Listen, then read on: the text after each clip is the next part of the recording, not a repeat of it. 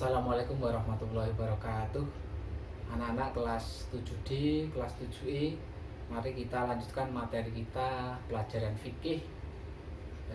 Kita akan membahas tentang hadas ya. Sebelum kita memulai, kita berdoa dahulu, semoga menjadi ilmu yang bermanfaat. Berdoa silahkan.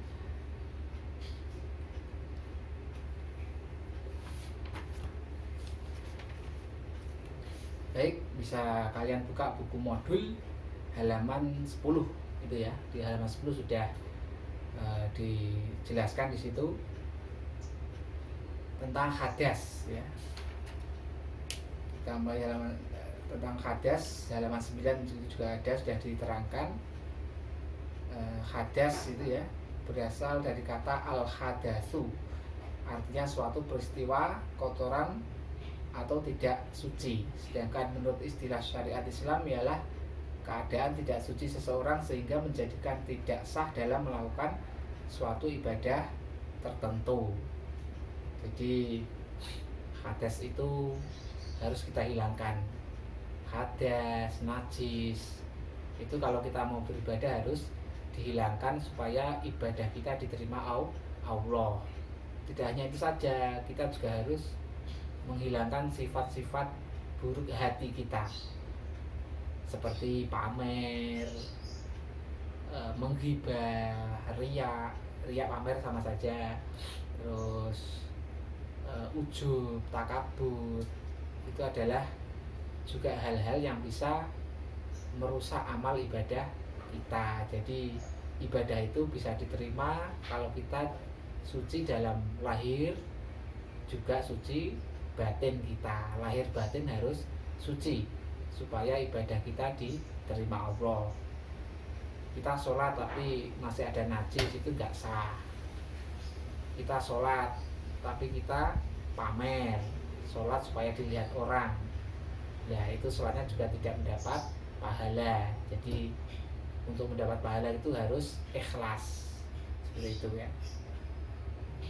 Hadas kecil seperti keluar sesuatu ya dari dua lubang, kubul lubang depan kelamin dan dubur lubang belakang.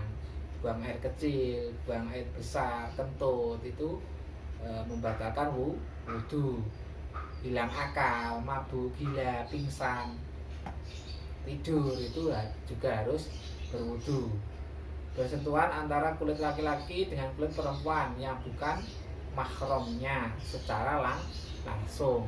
Bukan mahram itu orang yang boleh dinikahi, bukan mahram itu namanya orang yang boleh dinikahi. Orang yang sudah tidak ada hubungan kekeluargaan dengan kita, itu namanya bukan mahram, boleh dinikahi. Teman kita, mungkin tetangga kita, atau seorang yang bukan keturunan dari keluarga kita, itu namanya bukan mahram, orang yang boleh dinikahi.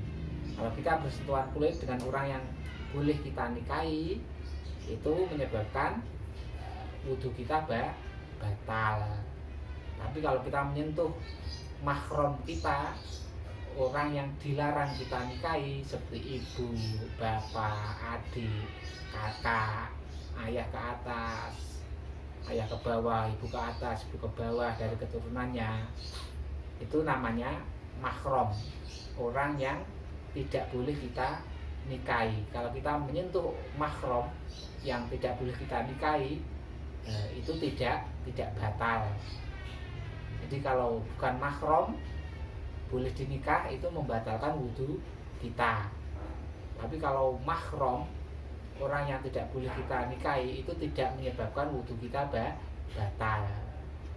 Kalau kita menyentuh orang bukan mahram kita tanpa ada penghalang, ya misalnya sapu tangan, kita bersentuhan, itu bisa batal wudhu kita. Tapi kalau kita menggunakan penghalang, misalkan sapu tangan, menyentuh orang lain yang bukan mahram kita, itu tidak membatalkan karena ada penghalang tersebut.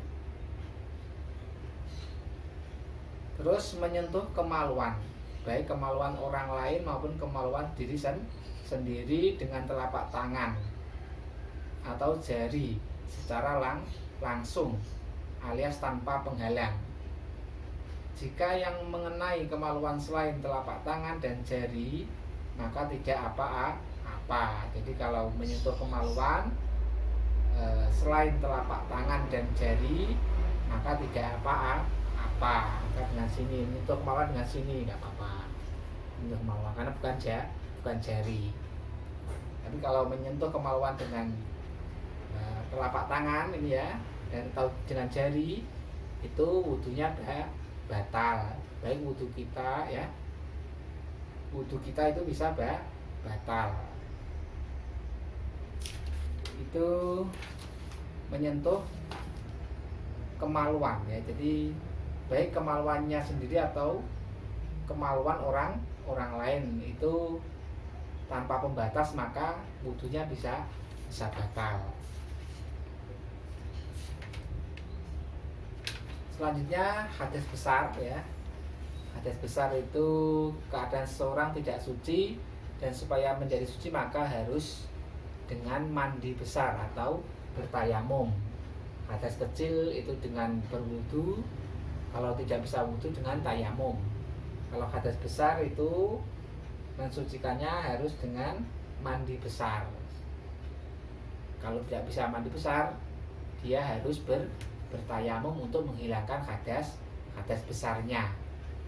Hal-hal yang menyebabkan seseorang berhadas besar adalah jima atau bersetubuh ya, bertemunya kelamin laki-laki dengan perempuan, baik keluar mani ataupun tidak keluar mani. Bersetubuh ya, bersetubuh itu harus mandi besar. Keluar air mani baik karena mimpi atau sebab lain, keluar sendiri atau sebab lain, itu harus juga mandi besar. Pokoknya keluar mani itu harus mandi besar. Meninggal dunia, haid, darah haid itu orang perempuan yang sudah dewasa setiap bulannya. Nifas, darah yang keluar dari kemaluan wanita sehabis melahirkan. Dan terakhir wiladah, melahirkan itu adalah hal-hal yang menyebabkan hadas besar. Larangan bagi orang yang berhadas ya. Untuk yang berhadas kecil dilarang sholat, baik fardu atau sunnah. Kalau mau sholat wudu dulu. Tawaf, mengelilingi Ka'bah. Kalau mengelilingi Ka'bah kita harus wudu dulu, suci. Menyentuh atau membawa Al-Quran itu harus suci, berwudu dahulu. Larangan bagi orang yang berhadas besar, sholat baik fardu atau sunnah, tawaf, mengelilingi Ka'bah, menyentuh, membawa dan membaca Al-Quran. Itu sudah ada sabda nabinya itu ya, la yaqra'ul junubu walal haibu syai'an minal Quran, rawahu Abu Dawud wa Tirmidzi. Orang yang junub, hadas besar ya, dan orang yang haid tidak boleh membaca Al-Quran. Iktikaf, yaitu berdiam diri di masjid untuk mendekatkan diri kepada Allah. Hadas besar tidak boleh iktikaf ya. Selanjutnya cara menghilangkan hadas kecil dan hadas besar tadi sudah saya sampaikan ya. Wudu, kita bahas tentang wudu. Wudu itu adalah kalau di buku modulnya, membersihkan anggota badan tertentu dengan air tohir mutohir atau air mutlak berdasarkan syarat dan rukun tertentu. Jadi kalau kita mau sholat, kita harus berwudu dulu, suci dari hadas kecil, juga suci hadas besar. Itu supaya sholatnya diterima. Itu Rasulullah sudah bersabda juga di buku itu, la yuqbalu lahu sholata ahadikum idza ahdatha hatta yatabawwa. Ini Allah tidak menerima sholat seseorang di antara kamu jika ia berhadas sampai ia itu berwudu terlebih dahulu. Jadi sholat itu harus berwudu, kalau nggak bisa wudu dengan tayamum. Syarat wudu ya, Islam mumayyiz, bisa membedakan baik dan buruk, tidak berhadas besar, menggunakan air mutlak, air tohir mutohir, tidak ada yang menghalangi sampainya air pada anggota wudhu. Kalau kita mau wudhu, pastikan anggota yang akan dibasuh seperti wajah, tangan, kaki gitu ya, jangan sampai ada sesuatu yang menghalangi air sampai ke kulit seperti cat, getah, dan sebagainya. Kita harus membersihkan dulu, dipastikan kulit kita itu bisa terkena air. Rukunnya wudhu halaman 12 itu sudah ada. Rukunnya wudhu ada niat ya, 1, 2, 3, 4, 5, 6 itu kalian bisa baca sendiri nanti. Ada niat membasuh muka, membasuh kedua tangan sampai siku-siku, mengusap sebagian kepala, membasuh kedua kaki sampai mata kaki, tertib urut-urut. Yang perlu saya sampaikan ini ya, ada kata-kata membasuh dan mengusap. Membasuh itu mengalirkan air, jadi air itu dialirkan. Membasuh wajah, air dialirkan wajah, bior gitu ya, itu namanya membasuh. Membasuh tangan, tangannya dialiri air dari keran misalkan, namanya membasuh, dialiri air. Air harus mengalir, namanya membasuh. Kalau air tidak mengalir itu namanya mengusap. Jadi mengusap rambut sit-sit gitu ya, gini aja, air gini kan, nah itu namanya mengusap. Jadi membasuh itu harus air mengalir.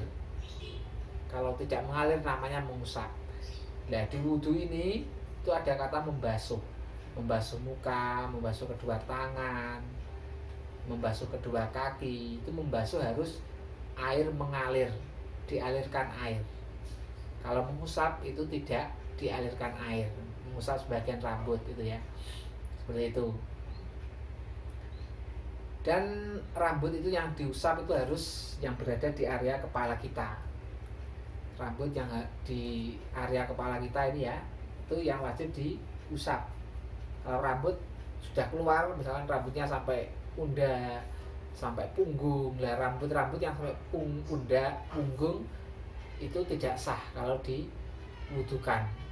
Jadi yang diusap itu ketika wudhu, rambutnya itu adalah di area kepala. Di luar area kepala tidak sah. Itu ya. Udah. Niat membasuh muka mulai tempat tumbuhnya rambut kepala sampai ke ujung dagu, dan juga antara kedua telinga. Kalau punya jenggot misalkan ya, jenggotnya tebel itu nggak apa-apa. Jenggotnya tebel, dibasuh air nggak masuk ya nggak apa-apa, memang jenggotnya tebal. Tapi kalau rambutnya jenggot ini tipis, itu air harus masuk. Sunat-sunat wudhu, baca basmalah, berkumur-kumur, menyilah-nyilah jari, terus memasukkan air ke hidung, istinsyaq, istinsyar itu yang mengeluarkan lagi, mengusap jenggot atau menyilah-nyilah jenggot, sela-sela jenggotnya itu sunnah. Mengusap seluruh kepala itu disunatkan. Kalau rukunnya tadi sebagian kepala. Ya telinga itu sunat gitu ya, sunat. Mendahulukan anggota wudhu yang kanan. Jadi yang kanan didahulukan dari yang kiri. Terus berdoa setelah wudhu. Doanya itu ya, asyhadu an la ilaha illallah wahdahu la syarikalah wa asyhadu anna Muhammadan abduhu wa rasuluh. Allahumma ij'alni minat tawwabin wa ij'alni minal mutatahhirin wa ij'alni min ibadikas sholihin. Itu doa setelah wudhu disunatkan. Terus itu selanjutnya membasuh sebanyak 3 kali pada tiap-tiap basuhan. Jadi 3 kali itu disunatkan. Misalkan membasuh wajah, bior dari ujung tumbuhnya rambut sampai sini, bior lengkap itu 1 kali. Bior belum semuanya, itu belum dihitung 1 kali. Yang dihitung 1 kali itu harus bior semuanya 1 kali. Bior lagi 2 kali, bior lagi 3 kali. Kalau bior kok masih belum sampai lengkap dulu, itu baru dihitung 1 kali. Disunatkan sampai 3 kali. Hal-hal yang membatalkan wudhu: satu, keluarnya sesuatu dari kubul atau dubur, tadi sudah. Tidur, hilangnya akal, itu wudhunya batal. Pingsan, mabuk, hilang akal, gila, itu juga membatalkan wudhu. Menyentuh kemaluan, tadi sudah kita terangkan ya. Menyentuh kulit lawan jenis yang bukan mahromnya. Bukan mahrom itu orang yang boleh dinikahi, namanya bukan mahrom. Kalau mahrom adalah orang yang tidak boleh dinikahi, itu namanya mahrom. Kalau bukan mahrom, orang yang boleh kita nikahi. Menyentuh orang yang boleh kita nikahi tanpa ada penghalang itu membatalkan wudhu. Terakhir, murtad, keluar dari agama Islam, itu bisa membatalkan wudhu kita. Terus selanjutnya kita lanjut halaman 14 tentang tayamum ya. Kalau kita nggak bisa wudhu, kita bisa bertayamum.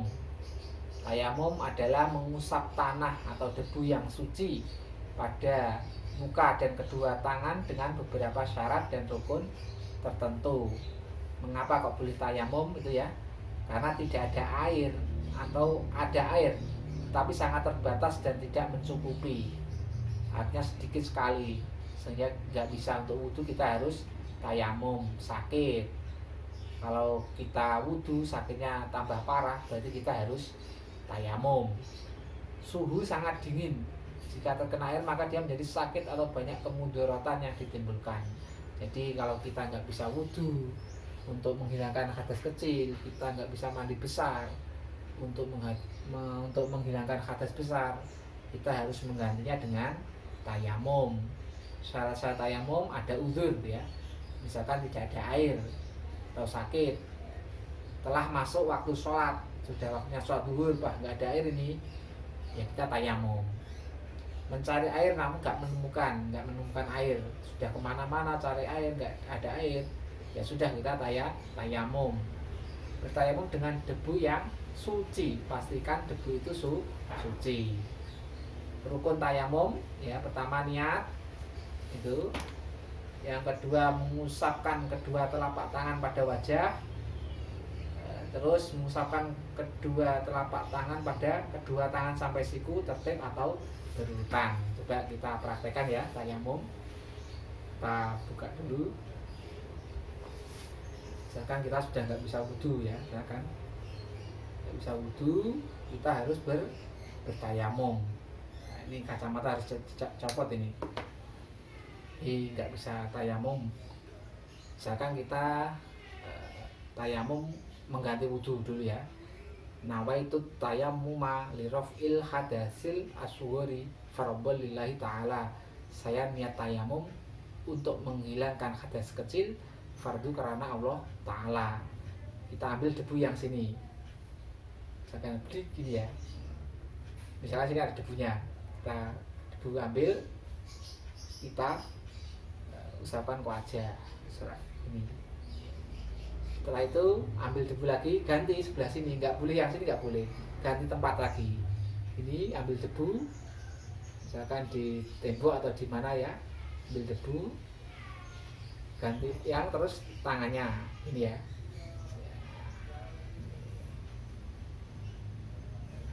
Ini udah selesai. Ini kita tayamum untuk mengganti wudhu. Terus ataupun tayamum untuk mandi besar juga bisa. Nawaitu tayammuma liraf'il hadatsil akbari fardhu ta'ala. Saya niat bertayamum untuk menghilangkan hadas besar, fardu karena Allah Ta'ala. Ambil debu, usapkan wajah, debu lagi, usapkan tangan. Ya, ini kita sudah bersuci untuk mengganti wudhu ataupun mandi besar. Jadi kalau kita nggak bisa wudhu, nggak bisa mandi besar, ya itu tayamum sebagai penggantinya. Lanjut halaman 15, sunat-sunat tayamum, membaca basmalah, menghembus atau meniup kedua telapak tangan setelah menepukkan ke tanah. Oh, berarti setelah kita menepukkan ke debu tadi, kita menghembus, kita tiupkan, gitu ya. Itu sunat. Membaca doa setelah tayamum, sama doanya dengan setelah berwudu.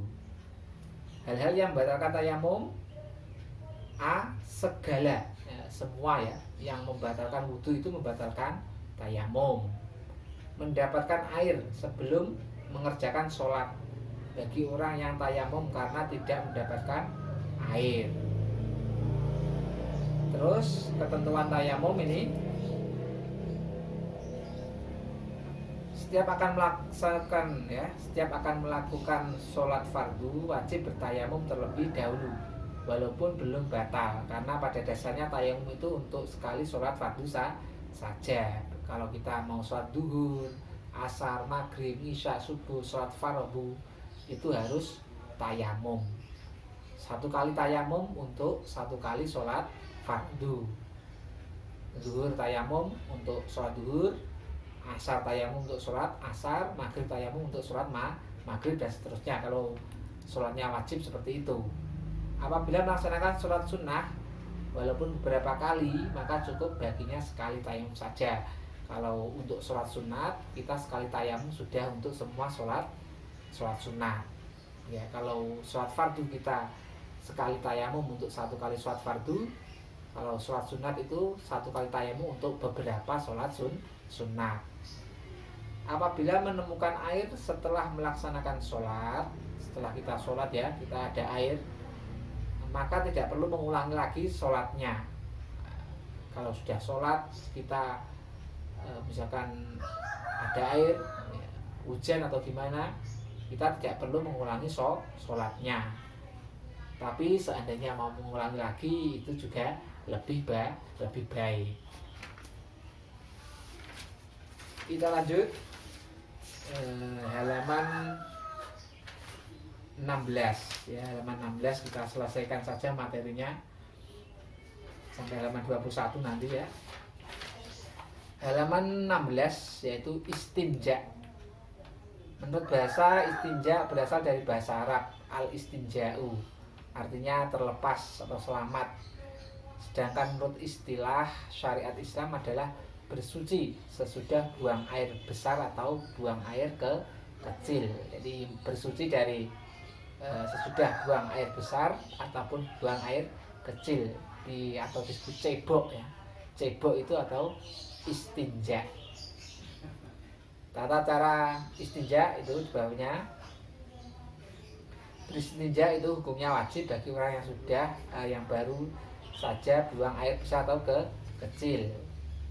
Setelah kita kencing, setelah kita ke WC, ya kita harus cebok atau istinja dengan benda yang selain air, bisa yang keras dan kesat seperti batu. Tidak dengan menggunakan benda yang dihormati seperti makanan, roti, itu tidak boleh untuk istinja, nggak boleh, karena itu benda yang dihormati. Akan tapi yang lebih afdol dan utama yaitu kita bersuci dari buang air besar, air kecil itu dengan air, karena air dapat menghilangkan wujud najis sekaligus membersihkan bekasnya. Terus cara-cara istinja di bawahnya itu dapat dilakukan dengan salah satu 3 cara berikut ini ya. 1. Membasuh atau membersihkan tempat keluar kotoran air besar atau kecil dengan air sampai bersih dengan air. 2. Membasuh atau membersihkan tempat keluar kotoran air besar atau kecil dengan batu ya, kemudian dibasuh dengan air. Dengan batu dulu terus air boleh. 3. Membasuh atau membersihkan tempat keluar kotoran air besar atau kecil dengan batu sampai bersih dengan batu saja gitu ya.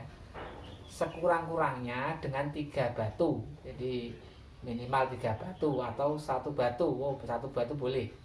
Yang memiliki 3 permukaan sampai bersih. Baca batunya itu memiliki 3 sisi. Misalkan batunya berbentuk segitiga. Nah, itu caranya untuk membersihkan dari buang air besar, membersihkan dari najis buang air ke kecil. Nah, minimal 3 batu ya, batu yang suci, atau satu batu bentuknya itu mempunyai tiga sisi segitiga. Sabda Rasulullah ya, kenapa kok kita harus bersuci dari air besar, najis buang air besar atau buang air kecil. Rasulullah telah bersabda ini ya, innahu sallallahu alaihi marro bi qabraini faqala innahuma yu'adzibani amma ahaduhuma fakana yamshi bin namimati wa amal akharu fakana la yastanzihu min baulihi, muttafaqun alaih.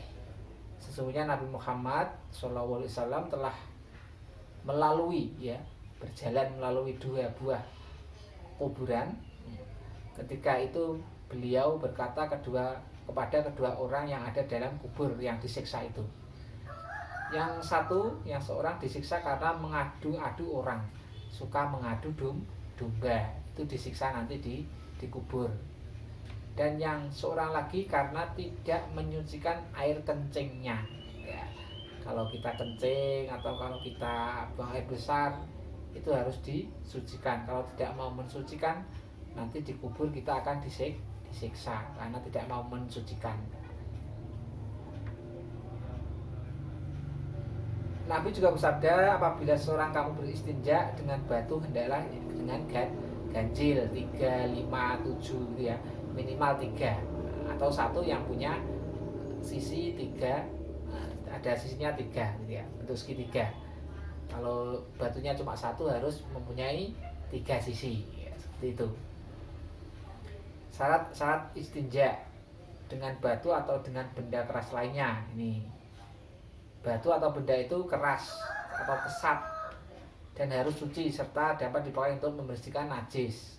Harus keras ya, kesat. Batu atau benda itu tidak termasuk benda yang dihormati, tidak seperti roti, nasi, itu nggak boleh. Sekurang-kurangnya dengan 3 kali usapan dan sampai bersih. 3 kali usapan. Najis yang akan dibersihkan belum sampai kering, najisnya itu belum kering, masih basah.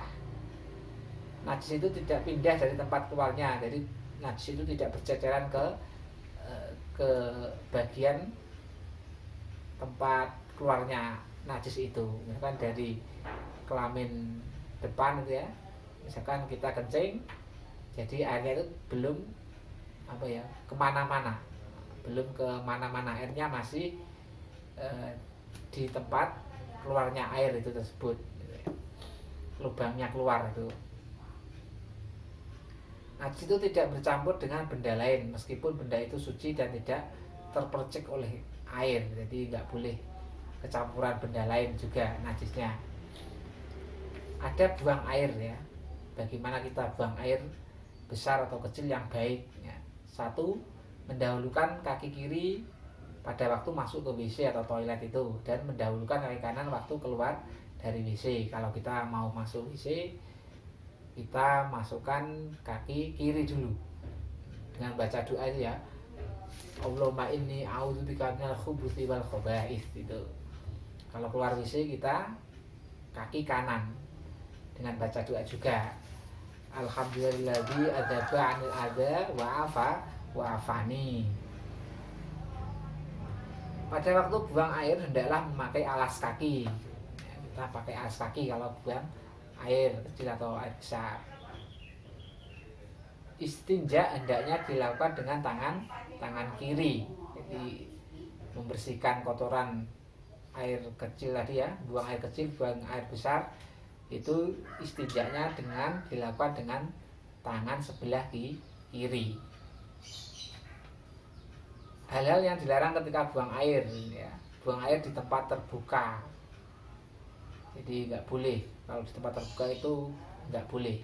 Buang air itu harus di tempat tertutup, harus ada kamar tempat membuangnya, harus ada penghalang-penghalangnya yang menutupi dia. Jangan di tempat terbuka, di lapangan misalkan nggak ada penghalang-halangnya, itu nggak boleh. Jadi buang air itu harus di tempat tertutup, nggak boleh di tempat terbuka. Buang air di air yang tenang, kecuali jika air tenang itu besar seperti danau, telaga, itu ya boleh. Kalau kencing di danau, telaga boleh, itu airnya banyak sekali itu. Kalau di air yang tenang, kolam ya, kecil kolamnya kamu kencingi, ya itu dilarang seperti itu ya. Terus buang air di lubang-lubang binatang tidak boleh. Buang air di tempat yang dapat mengganggu orang lain. Banyak orang lain di situ kamu kencing, kamu buang air besar itu nggak boleh. Seperti misalkan di jalan, ya, jalan itu milik umum, kamu kencingi nggak boleh. Atau di tempat berteduh juga, orang itu banyak yang berteduh di sana, kamu kencing, itu bisa mengganggu ketenangan orang banyak. Itu nggak boleh ya. Karena itu semuanya berdasarkan hadis Nabi, di bawahnya itu ada hadis Nabi, itu bisa kamu dilaknat. Buang air di tempat yang dapat mengganggu orang lain. Terus buang air di bawah pohon yang sedang berbuah juga nggak boleh. Tidak bercakap-cakap sewaktu buang air. Jadi kalau kita ke toilet itu buang air besar, buang air kecil dilarang berbicara. Itu adabnya seperti itu.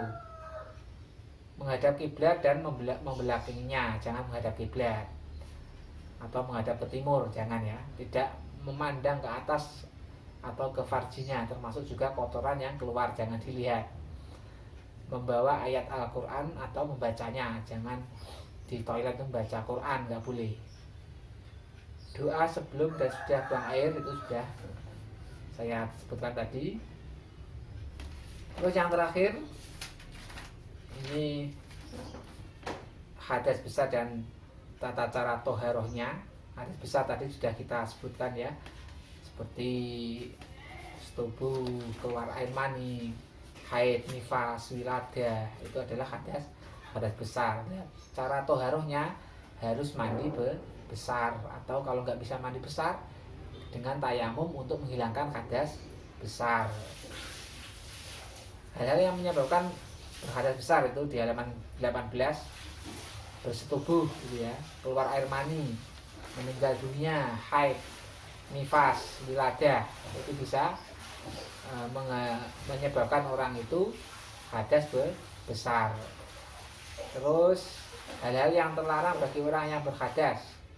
Orang yang berhadas dilarang itu ya, yang hadas kecil gak boleh sholat, khutbah Jumat, tawaf, menyentuh, membaca Al-Quran. Kalau orang yang berhadas besar itu suami istri bercampur atau keluar mani dilarang sholat, tawaf, menyentuh dan bawa Al-Quran, setelah baca Al-Quran diam dalam masjid gak boleh.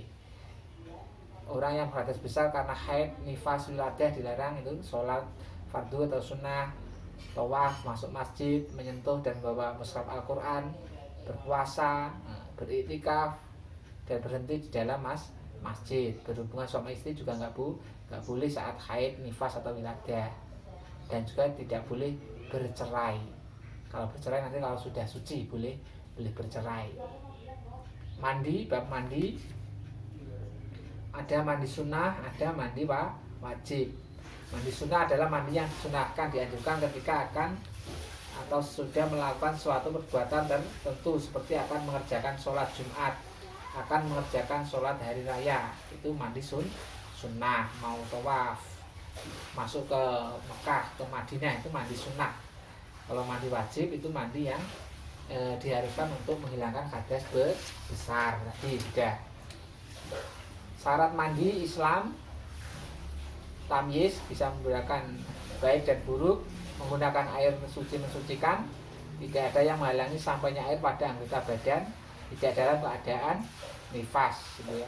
Jadi kalau kita mau mandi ataupun juga wudhu tadi, kita harus memastikan bahwa tubuh kita itu sudah bersih dari kotoran-kotoran ataupun hal-hal yang bisa menghalangi sampainya air kepada kulit. Rukun mandi satu, niat menghilangkan najis yang ada pada badan tadi, meratakan air ke seluruh tubuh. Jadi kalau kita mau mandi, kita hilangkan dulu semua najisnya. Setelah itu kita niat mandi besar ya. Nawaitul ghusla li raf'il hadatsil akbari faradhan lillahi ta'ala. Saya niat mandi besar untuk menghilangkan hadas besar, fardu karena Allah Ta'ala. Terus meratakan air ke seluruh tubuh mulai ujung rambut sampai ujung kaki, diratakan semuanya, termasuk di lipatan-lipatan tubuh itu harus dibersihkan. Sunah-sunah mandi: berwudu dulu sebelum mandi, menyegerakan mandi, menggosok-gosok seluruh tubuh dengan tangan, mendahulukan anggota badan yang kanan dari yang kiri, menyela-nyela jari kedua tangan dan kaki beriringan, yaitu antara membasuh anggota badannya satu dengan anggota badan yang lain, tidak menunggu waktu lama, langsung dahulukan yang kanan, yang kiri diakhirkan. Di tempat yang tertutup ya, di kamar mandi, menutup aurat itu ya, di tempat atau di tempat yang tertutup. Kalau mandi sunnah itu mandi yang disunahkan itu ya, dianjurkan ketika akan atau sudah melakukan suatu perbuatan tertentu. Mandi sunat itu seperti mandi Jumat, mau sholat Jumat kita mandi dulu, itu disunatkan. Mandi hari raya Idul Fitri, hari raya Idul Adha itu disunatkan. Setelah kita memandikan jenazah itu juga disunatkan. Orang yang baru masuk Islam sunat mandi. Ketika mengerjakan ikhram kita disunatkan mandi. Masuk kota Mekah atau kota Madinah, ketika wukuf di padang Arafah tanggal 9 Dzulhijjah ya, bermalam di Muzdalifah. Bermalam di Muzdalifah itu berlempar jumroh, itu disunatkan untuk mandi dahulu. Halaman 21 ya, tentang haid. Haid adalah darah yang keluar dari rahim orang perempuan yang sudah dewasa. Itu ada 3 macam darah haid.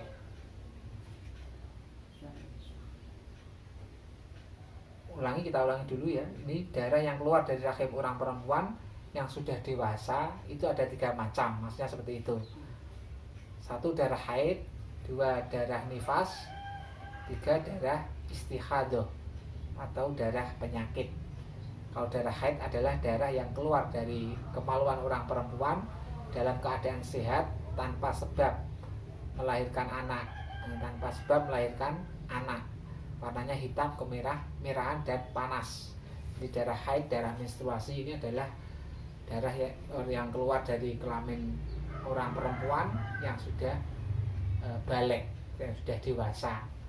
Seperti itu. Jadi kalau haid ini menyebabkan hadas besar. Kalau darah nifas, darah yang keluar dari kemaluan orang perempuan setelah melahirkan wilayah itu ya, nanti keluar darah umumnya 40 hari, paling lama 60 hari, itu namanya darah nifas. Ini juga hadas besar. Yang terakhir adalah darah istihadah, yaitu darah yang keluar selain hari-hari haid dan nifas. Jadi selain darah haid dan darah nifas itu disebut darah istihadah atau darah penyakit. 2 gitu ya, waktunya haid menurut kebanyakan ulama, waktu mulanya haid adalah umur 9 tahun. Apabila belum umur 9 tahun sudah keluar darah, maka tidak dinamakan haid, tetapi darah penyakit. Kalau belum 9 tahun berarti dia adalah darah penyakit. Warna darah haid itu mempunyai beberapa warna ya, hitam, merah. Warna aslinya merah itu kuning, keruh, antara warna putih dan hitam seperti air kotor. Itu macam-macamnya darah haid. Terus lamanya masa haid dan nifas ya. Kalau haid itu paling sedikit sehari semalam, paling sedikit. Kalau umumnya 6 sampai 7 hari umum. Paling lama 15 hari, itu paling lama. Sedangkan darah nifas paling sedikit sekali keluar, umumnya 40 hari dan paling lama adalah 60 hari. Kalau misalkan ada darah yang keluar itu, kalau misalkan haid paling lama kan 15 hari, kok lebih dari waktunya 15 hari dari ketentuan tersebut, 15 hari itu bisa disebut darah istihadah, darah penyakit, karena sudah keluar dari 15 hari, ataupun keluar dari paling lama nifasnya tadi 60 hari. Lebih dari 60 hari berarti itu adalah darah istihadah, darah penyakit. Darah istihadah itu hadas kecil. Kalau hadas kecil berarti dia berwudu atau tayamum. Di haid itu paling lama 15 hari. Kalau nifas itu 60 hari. Selain dari ketentuan di atas, termasuk darah istihadah atau darah penyakit hadas kecil. Demikian yang dapat kita sampaikan ya dari awal hingga akhir. Jadi kita simpulkan saja, kalau kita hadas kecil, caranya menghilangkan, mensucikan adalah berwudu atau bertayamum. Sedangkan hadas besar kita harus mandi besar, atau kalau tidak bisa mandi besar kita dengan bertayamum. Macam-macam hadas kecil sudah ada di buku, bisa dibaca lagi. Macam-macam hadas besar juga sudah ada di buku, nanti bisa dibaca lagi. Kalau belum paham bisa ditanyakan di channel YouTube ini ya. Saya buat ini supaya kita bisa berkomunikasi. Demikian yang dapat kita sampaikan, kurang lebihnya mohon maaf. Saya akhiri. Assalamualaikum warahmatullahi wabarakatuh.